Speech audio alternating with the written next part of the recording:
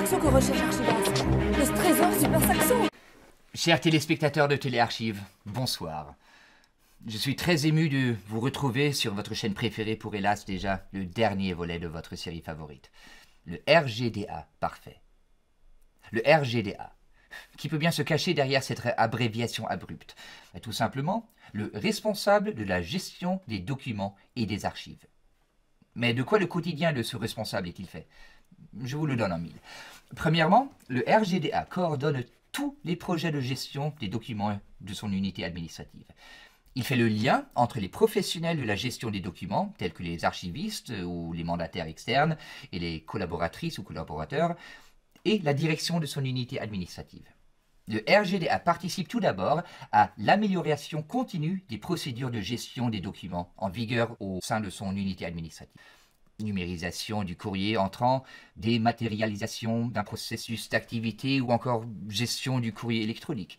Il participe également à l'élaboration et à la révision du référentiel de classement et de gestion, la Bible en matière de gestion des documents, qui regroupe le plan de classement, les règles de conservation et les droits d'accès à tous les documents et données de son unité administrative.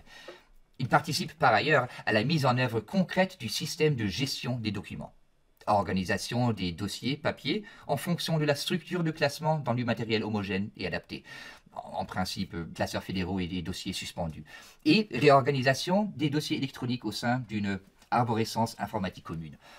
Enfin, le RGDA participe à la révision périodique du système de gestion des documents en fonction des nouvelles activités attribuées à son unité administrative ou des nouvelles exigences légales. Deuxièmement, le RGDA est sur le terrain pour conseiller et soutenir au quotidien sa direction et ses collègues dans la gestion de leurs documents. Il peut ainsi les aider dans la gestion des dossiers, règles d'ouverture et marches à suivre pour la clôture des dossiers, ou encore lieu de stockage adapté pour les dossiers ouverts et clos. Le RGDA est également responsable du suivi de l'élimination des documents et des données de son unité administrative, dont la durée d'utilité administrative ou légale est échue. Il est ainsi chargé de rédiger une liste des dossiers à éliminer, d'obtenir l'autorisation d'élimination auprès de sa direction et de celle des archives de l'État du Valais et, une fois cette autorisation obtenue, d'en organiser la destruction confidentielle et écologique.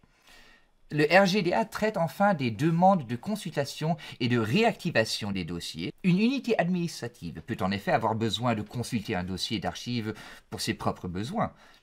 Aucun document ne doit être ajouté ou enlevé du dossier.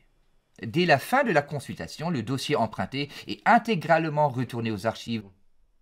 Une unité administrative peut également avoir besoin de réactiver un dossier clos. Dans ce cas, le dossier est modifié. Une fois l'affaire terminée, le dossier est à nouveau clos et, au terme de la durée de conservation dans les locaux de l'unité administrative, il est versé une seconde fois aux archives de l'État du Valais. Troisièmement, le RGDA veille à la bonne tenue des locaux d'archives. Il s'agit ainsi d'éviter d'exposer les documents à des risques tels que le feu, l'eau et l'humidité ou encore le vol, et d'adapter les rayonnages et le mobilier de consultation en conséquence. Il convient également de maîtriser les conditions climatiques de manière à maintenir la température et l'hygrométrie les plus constantes possibles. Il est enfin nécessaire de nettoyer régulièrement les locaux d'archives. Quatrièmement, le RGDA informe les archives de l'État du Valais de toute restructuration ou cessation d'activité au sein de son unité administrative.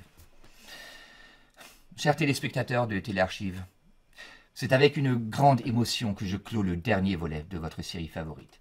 Et je vous dis au revoir.